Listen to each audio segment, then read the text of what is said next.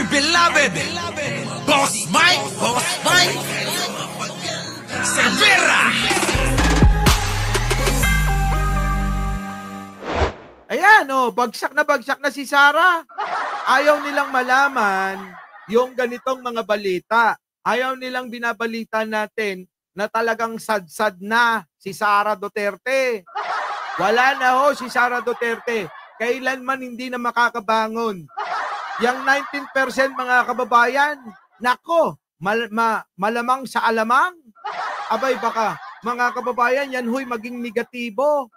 Mga negative 50. Ganun mga kababayan hanggang sa maging pinakamumuhian na naging Vice President itong si Sara Duterte. Ano po? Yan po yun mga kababayan. Wala tuloy ako. Eto na.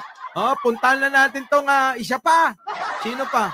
Si Larry Gadon nga muna. Si Larry Gadon, boss. Pasok, Larry Gadon.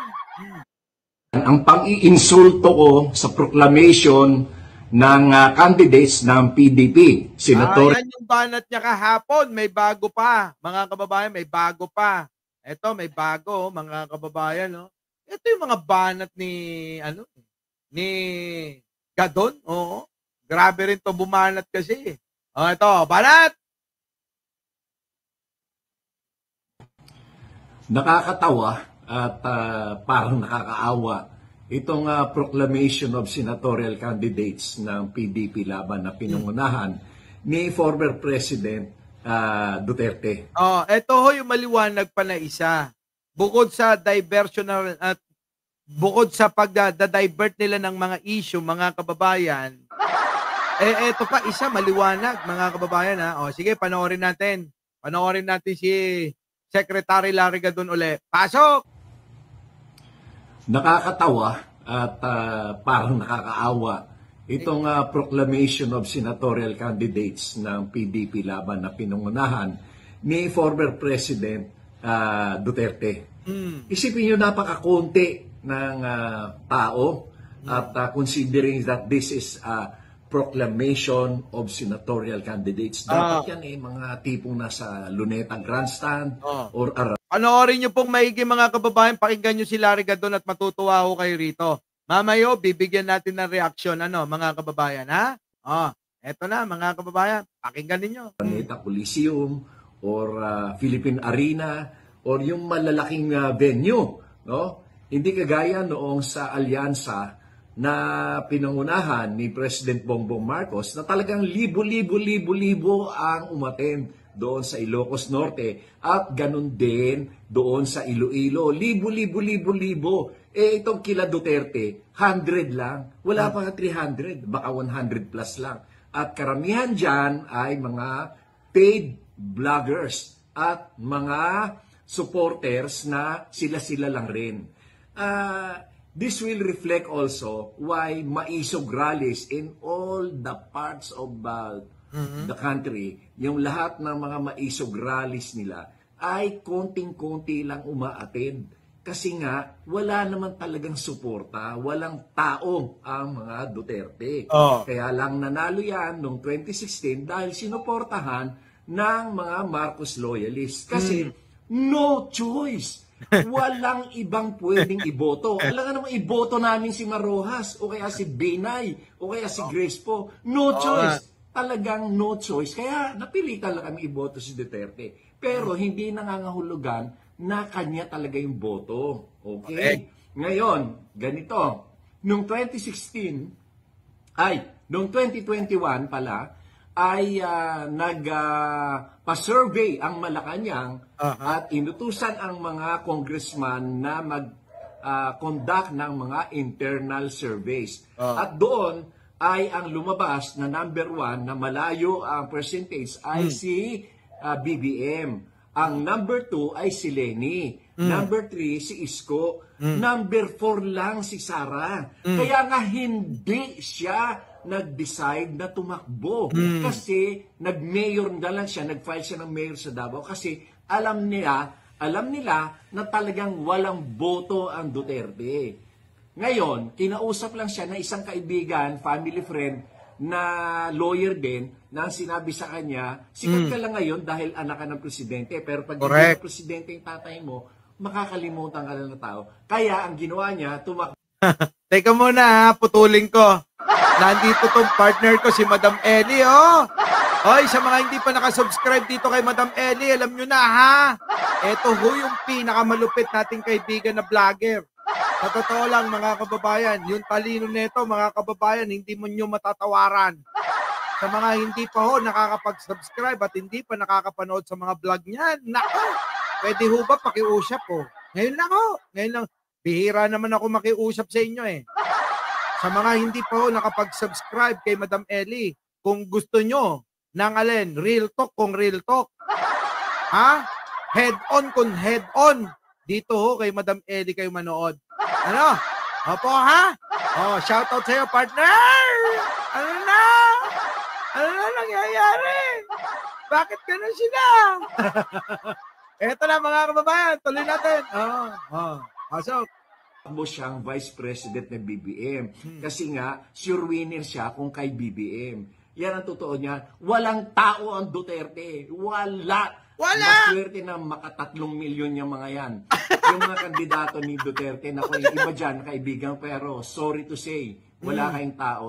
Nakakatawa kayo at nakakaawa. Biruin nyo, ang launching ng inyong proclamation ay sa Club Pilipino lamang. Aba, ano yan? Rotary Club? Kiwanes? Lions Club? PPA? Ganyan lang? Dapat yan ay malaking venue at libo-libo dapat ang tao. Correct. 200 lang. Naku, nakakaawa kayo. At wala kayong issue.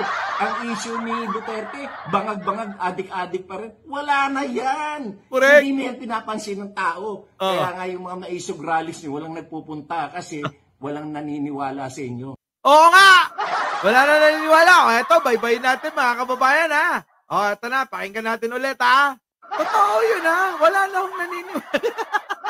Grabe mo. Alam nyo, si Secretary ka doon, pwede itong maging vlogger. Check, bakit di ka na lang mag-vlog? Mag-vlog ka lagi. Try mo kaya. O, eto na. O. Grabe, mang ito, mang insulto. Malupit! Talay! Nakakatawa at parang nakakaawa itong proclamation of senatorial candidates ng PDP laban na pinangunahan ni former President Duterte. Totoo yan. Ha? Nakakatawa at nakakaawa. Nakakaawa, bakit ho? Abay, para bang alam nyo ho yung pakiramdam na kapag ho kayo pumunta ng handaan, tapos sa handaan mga kababayan, doon lang kayo sa gilid-gilid. Doon lang ho kayo, hindi ho kayo doon sa mga espesyal na na bisita. Alam niyo ho yung pakiramdam ng ganon, mga kababayan? Nung araw, sino nakasubok nito? Yung mga plato nung araw, mga kababayan, alam niyo yung yung katawan ng saging? Yung katawan ng saging. Tatanggalin yung mga matatanda doon sa may katawan na saging. Ang matitira yung mga puti na, yung namumuti na, yung mga greenish. Di ba? Yung po puputol-putulin ng gano'n, yun yung ginagawang plato di po ba? Ngayon, sa mga hindi espesyal, yung mga nakibuda lang ba? Yung mga nakibuda lang, mga kababayan, yung mga biglang pumunta lang, yung gate crusher, kumbaga. Yun, ukisti saba. Ubak kaya, ubak. Ubak ti sabangay. Di po ba? Yun, doon na ilalagay yun. Abay, para kayong mga aso ron Biruin ninyo yung ubak ti saba. Puputulin ng saktong parang plato lang. Tapos yung mga ulam, sama-sama na, para kayong aso. Hindi nyo na alam kung ano yung minuto, michado, at saka yung igado. Hindi nyo na alam. Minuto, michado, igado, dinuguan. Halo-halo na mga kababayan Di ba? Parang ganun yung pakiramdam. Yung bang hindi ka bilong? Di po ba? Ay! Ganun ho yung nangyari kila Duterte. Nag-proclamation rally. Tapos mga kababayan, no, doon lang sila sa tabi-tabi. Bakit to? Kasi walang tao. Doon naman sa handaan mga kababayan, aba hindi kayo special. Ayaw sa inyo. Doon pagpasok nyo, doon sa mga kababayan sa kusina, mahabang mesa, sama-sama ron yung mga special na tao, yung mga mga importanteng tao. Kumakain mga kababayan, nakakutsara at saka tinidor. Ng kulay gold. Tapos ang mga ulam hiwa-hiwalay. Kukuha ka lang kung anong gusto mo. Doon, sa pilitan para kang aso. Anong gagawin mga kababayan? Doon sa tabi-tabi mga kababayan, sama-sama talaga. Naalala ko yan. Hoy, umamin kayo. Meron bang naka-experience niyan? Sino naka-experience sa inyo mga kababayan? Yung po bang di pa ba sa mga probinsya, di ba? Ang ginagawang plato mga kababayan yung bang katawan ng saging, puputol-putulin, lalagyan ng kanin, lalagyan ng ulam, tapos pagkuha mo nun, hindi ka na makakabalik. Parang aso. Di ba? Ayan, si Ibian Bell, ang daming mga nakaranas, si Katlaber, kita nyo? Di ba? Tanong ko sa inyo, ano ang pakiramdam? Di ba? Parang ngayon naiisip ko, parang kawawang-kawawa ako. Pagka ganun, nandun ka lang, tapos uupo ka, alam nyo, mga kababayan, doon lang sa mga silong ng puno. Doon lang, silong ng puno, mga kababayan. Tapos makikita nyo yung iba, nakaayos yung lamesa, ng kulay puti, minsan kulay pula, tapos lalagay doon ang daming pagkain.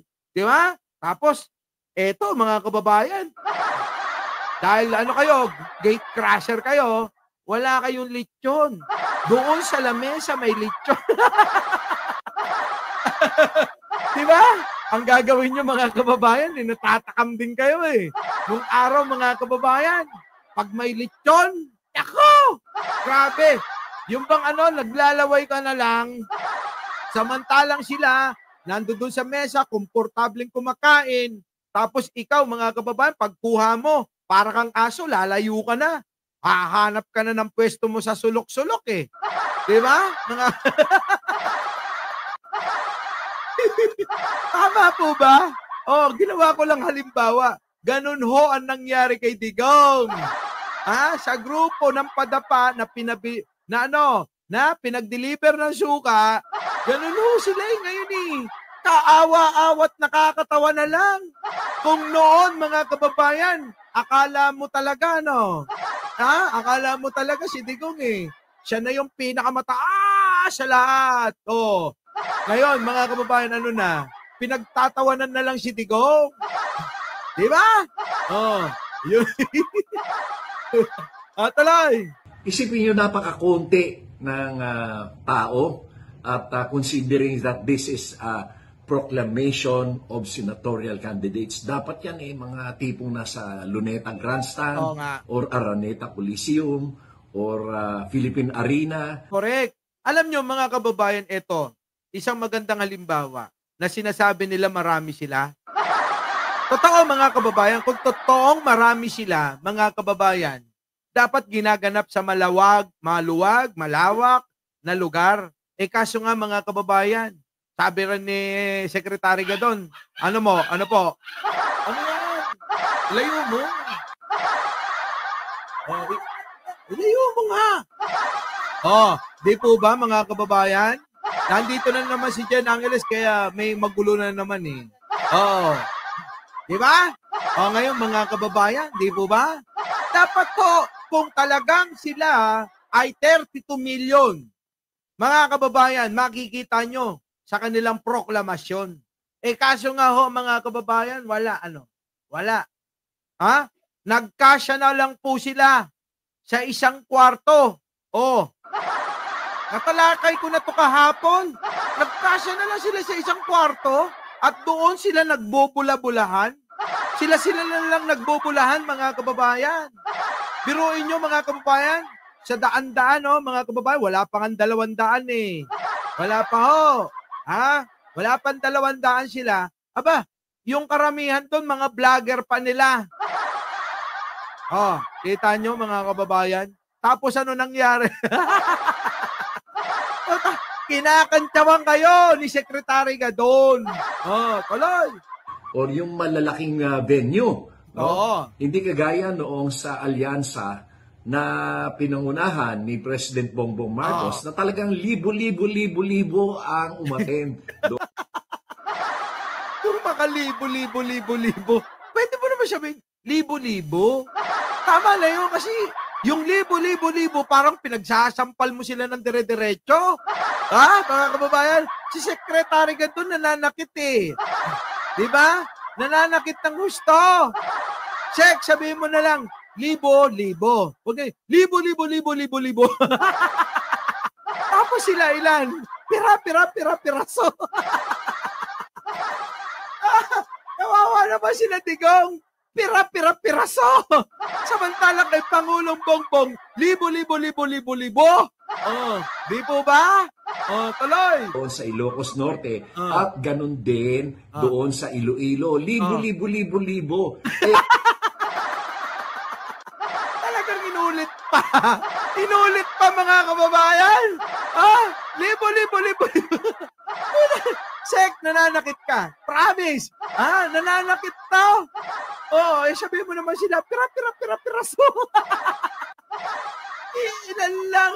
Kukunti lang. Mas marami pa yung kandidato nila kaysa taga-suporta. Ay! Ano totoo ha? Aminin natin, mas marami pa yung kandidato nila. Mas marami pa yung kandidato nila kaysa taga-suporta. Ay! Kawawa naman.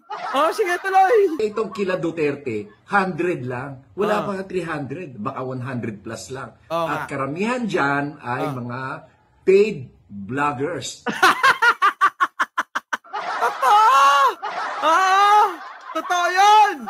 Pero nyo, ilan lang sila tapos puro mga bayarang vlogger daw. Sabi ni Gadon, bayaran pala kayo eh. Ano pa nga naman, Oo, aguray. Aguray kami pa i-date itep. Alam niyo yung itep, totong yun totong si Ibiandel naman. Sobra. Hindi totoo ako nung araw ho, nasubukan namin yan. Oo, yung ganyan. Sakit sa pakiramdam pag naalala mo, no?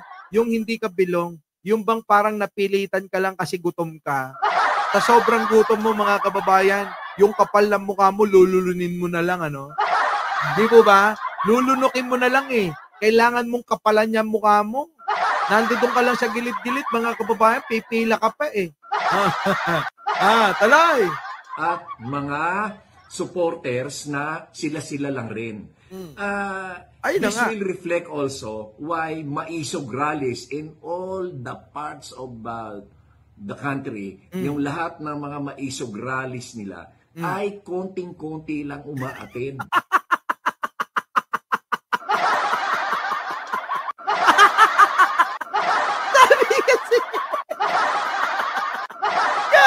Napakaloko ni Gadon. Ayoko nang gano'n yung kukunti. Ginanong pa talaga. Ulit ka Gadon, walang yaka. Sorry. Andali. Kukunti naman. Andali nga. Konti ba? Andali na nga. Usod mo konti, Boss Mike. Na maisog rallies nila ay konting-konti lang umaattend. Kukunti talaga naman. Totoo naman kukunti lang. Walang yan. Kukunti, mga kababayan. Akala ko sasabihin, piraso na lang. Wala na mga Duterte, mga kababayan. Wala na. Oo. Lagapak na ng husto. Wala na to.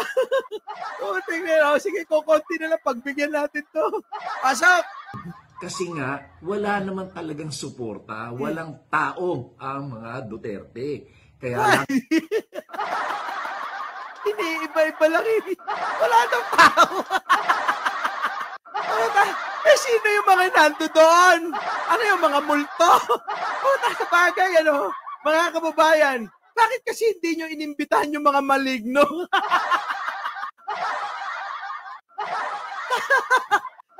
Imbitahan nyo yung mga maligno para dumami kayo. Total naman, magkakamukha kayong lahat eh. Total naman, kamukha nyo yung mga maligno. Eh, dito na lang kayo. Diba? Hindi, imbitahin nyo lahat. Putik na yan. Mga kababayan, nakakatuwa to siya. Ay, Diyos ko, uutot na naman ako nito mamaya. Grabe ka gadon. Oh, sige. Ito tuloy. ang nanalo yan noong 2016 dahil sinuportahan ng mga Marcos loyalists. Kasi Totoo yan. Ito, real talk, mga kababayan. Etong sasabihin ni Gadon, real talk to, ha?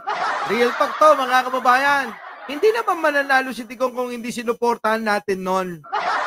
Pero ako, mga kababayan, ha? Hindi. Oo, ayoko doon. Kahit na alam ko na may sakit si Miriam nun, binoto ko pa rin yun. Bakit ho kanyo? Ha? Responsableng butante ko. Alam ko kung sino ang totoong nagmamahal sa bayan na to. Hindi ho si Digong. Dahil pag nakita nyo yung bangas ng mukha ni Digong, walang magandang gagawin yun. Nagkatotoo nga. Di po ba? Kaya lang mga kababayan, no choice na nga. Wala nang ibang mapipili. Di ba? Wala na. Oh. Talay. no choice. Oo. Walang ibang pwedeng iboto. Alam nga naman, iboto namin si Marojas o kaya si Binay o kaya Correct. si Grace po. No choice. Talagang no choice. Kaya napilitan lang kami iboto si Duterte. Pero hindi nangangahulugan na kanya talaga yung boto. Correct, totoo yan mga kababayan. At makikita na natin ngayon sa ginawa nila kay Pangulong Bongbong Marcos na siniraan nila ng siniraan. Ayan na tuloy ang nangyari mga kababayan. Nadismaya ang mga loyalista. Mga kababayan, nadismaya po kami. Nadismaya ang mga loyalista. Ano nangyari? Ayan, wala na hong suporta. Sino? Yung mga Duterte. Di ba ba? Wala na, mga kababayan. Tapos na sila. Talay. Okay. Ngayon, ganito. Noong 2016, noong 2021 pala, ay nagpa-survey ang Malacanang. Ayan, noong 2021, mga kababayan, nagpa-survey ang Malacanang sa pangunguna ng mga kongresista nila noon. Kasi gusto nilang manatili sa posisyon. Kaya nagpa-survey sila. Tignan natin, baka pwede si Sara.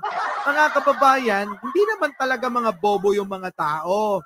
Ang problema lang, dahil nga nung panahon na yon, mabango yung pangalan ni Digong dahil sa mga propaganda nila at panlilinlang sa mga Pilipino. Opo, napaniwala nila na si Digong ay talagang nagmahal sa bayan to. Si Digong ay, kasi bawal ho tayo. Tandaan nyo, kung mahal nyo ang buhay ninyo, noong panahon ni Digong, wag nungka, kunadagarod. Sabi nga sa Bulacan, nungka, wag kang kukontra. Di po ba? Kasi pag kumontra ka, sigurado, patay ka. Kung hindi ka mamamatay, sigurado makukulong ka. Ganun po yun mga kababayan. Kaya namayagpag itong mga vlogger nila na mga bayaran. Di po ba? Ano nangyari mga kababayan? Nilinlang nilang sambayanan. Opo, iilan lang ho kami noon na tumutulig saya nung palapit nang mawala si Digong. Ilan ho kami na mga vlogger noon na bumabanat-banat. At ito mga kababayan, ito sasabihin ko sa inyo, ang pinaka matapang na bumanat dyan noon, nung panahon ni Digong, nung paalis na, ay si Takero. Si Takero ho mga kababayan, nag-uusap kami lagi niyan. Sabi niya, Insan banat na tayo. Sige, banatan mo ako sa TikTok. Ikaw vlogger, nagbablog ka, may YouTube ka, birahin mo sa YouTube. Ngayon mga kababayan, grabe talaga yung mga banat ng Takero noon. Sabi ko, paano yan? mukhang hindi tatakbo si Pangulong Bongbong Marcos. Kaya nga, manawagan tayo. Pansinin niyo ho yung mga vlog namin noon. Puro Pangulong Bongbong Marcos, ikaw na tumakbo. Hayaan mo na kung sino dyan gusto pang makalaban mo. Kailangan ka namin eh. Ayun ho yung nangyari, mga kababayan. Hanggang sa mga kababayan, ayun na, inorganisa na namin. Yung alin, mga vlogger noon. Ano ang mga vlogger noon? Dahil no choice din. Ito mga kababayan. Speaking of no choice din ang mga DDS noon. Alangan naman na suportahan nila si Lenny noon. Di binalikan sila noon. Tandaan nyo, yung mga kakampi ni Lenny noon, aping-api kay Digong. So, hindi susuporta yung mga DDS noon. Kaya ho ang nangyari, nagkaroon ng dalawang paksyon. Paksyon, vlogger ng mga loyalista at paksyon ng mga vlogger ng DDS/BBM supporter. Kinikwento ko, sige, sinong vlogger ang magpasinungaling dito? Bakit ho? Kami ang nag-organisa niyan. Eto na mga kababayan, kinikwento ko para sa inyong kaliwanagan. Sa ito history. Nung 2022 to, nangyari. Ang nangyari mga kababayan, nag-aaway pa nga yung mga kababayan. Loyalist vlogger at saka DDS vlogger. Nung pa man hindi na magkasundo yan, magkakasama sa isang GC, mga kababayan. Abay sila nag-aaway. Bakit ho kanyo, mga kababayan? Siyempre, mga kababayan, yung ibang mga loyalista, ayaw na kay Digong. Bakit ho kanyo? Nung binanatan na ni Digong na weak leader, merong tumatakbong adik na Pangulo, nagwawala na. Yung alin? Yung mga loyalista. Kami ho, teka muna. Sabi ko kay Coach Jarrett noon, tanungin nyo pa siya. Coach, malabo ito, hindi pwede munang mag-away itong dalawa na to. Tandaan mo, politika to. Kailangan natin kahit na masama loob natin dito sa mga gunggong na to, kailangan pakisamahan pa rin natin. Ang maigi niyan, kausapin, ipaghiwalay natin. Nahiwalay po mga kababayan, ang alin? Mga loyalista. Yan po yung kwento. At natira doon yung mga DDS/BBM supporter. Ganun po yung nangyari dyan. Ngayon mga kababayan, nandoon sila, magkakasama sila Maharlika, lahat mga kababayan, mga DDS doon, magsama-sama eh. Ano nangyari mga kababayan? Di po ba? Wala hong nangyari na banatan muna. Ang usapan walang magbabanatan. Di ba? Ngayon mga kababayan, ipanalo muna natin si Pangulo, tsaka na tayo magbangayan. Di nangyari mga kababayan, anong ginawa ko? Ayoko na. Sabi ko na mga kababayan, meron to ako. Bago ho kuminto, sinabi ko, bilang sa kanila, bilang patama, politika ang pinasok ninyong content. Normal lang yan. Wala kayong permanenteng kaaway, wala kayong permanenteng kakampi. Ganon din sa mga politiko, ganon din sa atin. Alam ka naman sila, nag-aaway-away. Tayo, hindi. Normal lang ho yan. Di ba? Ngayon, mga kababayan, eto na. Haba ng kwento ko. Huminto na ako nung sinabi ko yon. Sabi ko, politika yan. Pwede naman tayo magkasundo-sundo, mag-usap na lang. Sino nakapanood yan? Meron ho ako, pinost yan sa FB ko. Pinost ko rin yan dito. Pinlay ko rin ho yan dito eh. Ngayon, mga kababayan, huminto na ho ako. Kasi hindi naman ho ito yung aking talaga eh. Hindi ho ito yung aking gustong gawin sa buhay ko. Ngayon mga kababayan, eto na. Nagkagulo-gulo na nga. Si Maharlika nagre-recruit na ng mga vlogger. Kasama na kami doon. Kung sino-sino mga nire-recruit niya. Kasi daw, kailangan na daw pababain si Pangulong Bongbong Marcos at ipalit si Sara. Anak ng pating naman yan. Hindi naman tayo papayag yan. Diba? Ngayon mga kababayan, ayun na. Ang pagbabalik. Hindi nyo ba napansin nung bumalik ako? Dumami ang ang solid na na vlogger na sumusuporta kay Pangulo. Hindi nyo napansin yun? Kasi ho yun. O, inorganisa ko uli yan. O ano, mamili na kayo, pula, berde. Kasi eto, yun na talaga punta. Yung iba nun, umaasa pa, di ba? Kayo rin siguro, umaasa na ano, magkakasundo pa. Hindi na nga ho. Yun na yung tungo, magkakahiwalay na yung pulat berde. Di ba't nangyari? Pansinin nyo yan yung mga vlog natin noon. Nung nagbablog ako noon, siguro 20 lang yung nanonood.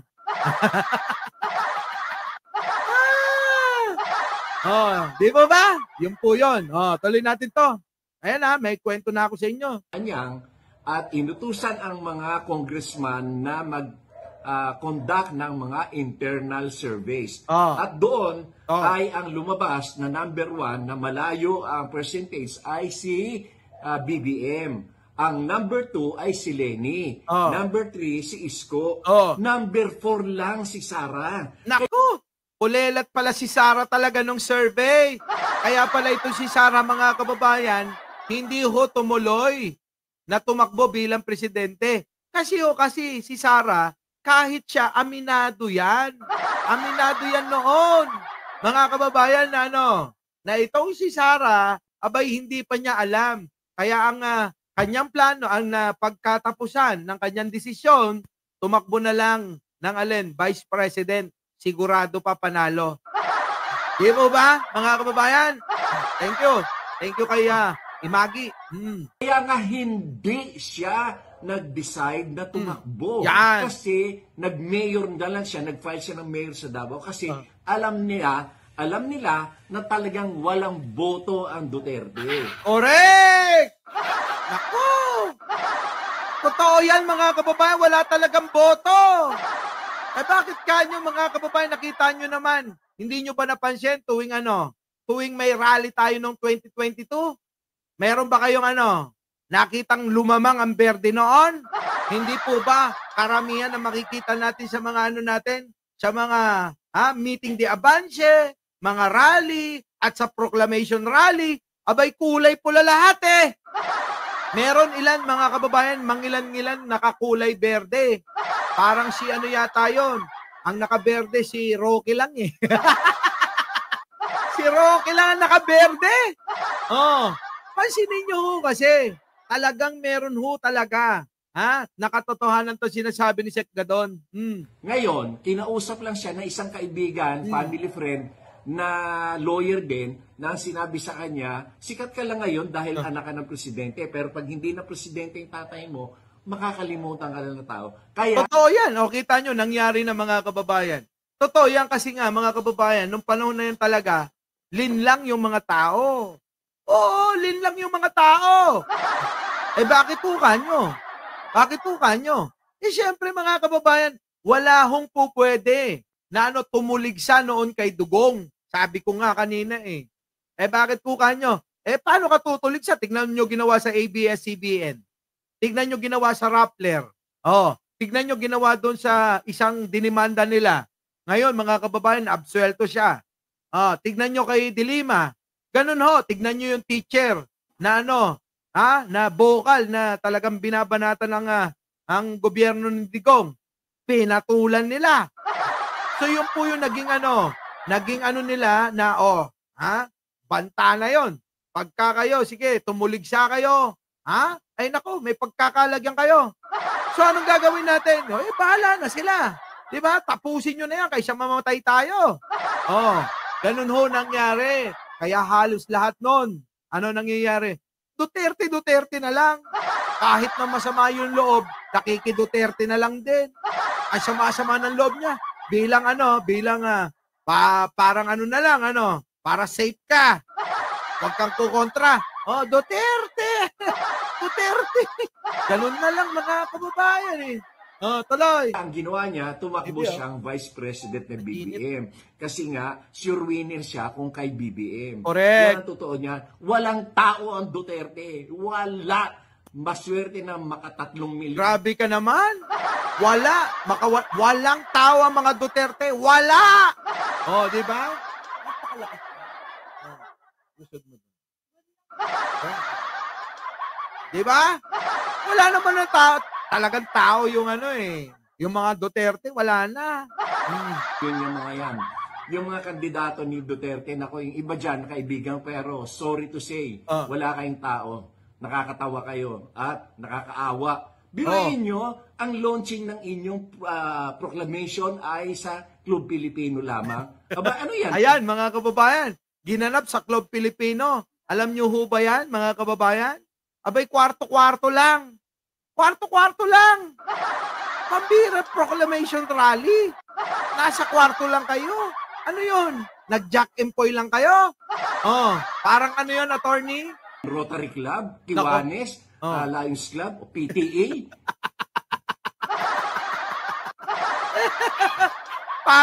Parang ano mga kababayan parang nagkaroon ng birthday party. Ano po? Ganun lang yung tao nila Parang nag-imbita na lang. Tama, alam nyo? Totoo yung sinabi ni Pangulo Dumampot-dampot na lang sila para magkatao. Diba? Kasi nga mga kababayan, wala pa rin yun ho yung kaganapan totoo. Ngayon mga kababayan, tuloy natin. Na ganyan lang, dapat yan ay malaking venue at libo-libo dapat ang tao. Gusto ko yung mga ganun natatawa ako doon. Dapat libo-libo kayo. Kaso nga, ano nangyari? Parang wala pang mga kababayan, wala pang 200 yung dumalo. Kayo, 100 lang. Naku, nakakaawa kayo. At wala kayong issue. Ang issue ni Duterte, bangag-bangag, adik-adik pa rin. Wala na yan! Wala na yan! Hindi na ho pinapakinggan ng mga tao yan. Diba? Very small venue, Boss Mike. Club Pilipino. Ayan lang ho sa tabi namin Nandyan lang ho sa tabi namin yung Club Pilipino. Kung pwede ko lang dalhin yung camera gaganong ko dun Ayun nandiyan sa tapat namin. Anak ng pating. Totoo. Ayun na talaga nangyari. Tama naman si Gadon. Wala talagang tao. Hindi mo yan pinapansin ng tao. Kaya nga yung mga maisog rallies nyo, walang nagpupunta kasi walang naniniwala sa inyo. Wala talaga. Yun na ho yung ending niyan. Wala na hong naniniwala dito sa mga Duterte. Yung mga naniniwala dyan, yung mga nakinabang lang nakinabang na lang noong panahon ni Digong. Kaya hindi sila makaalis ngayon. Yan po ang kaganapan. Our beloved Boss Mike Severa.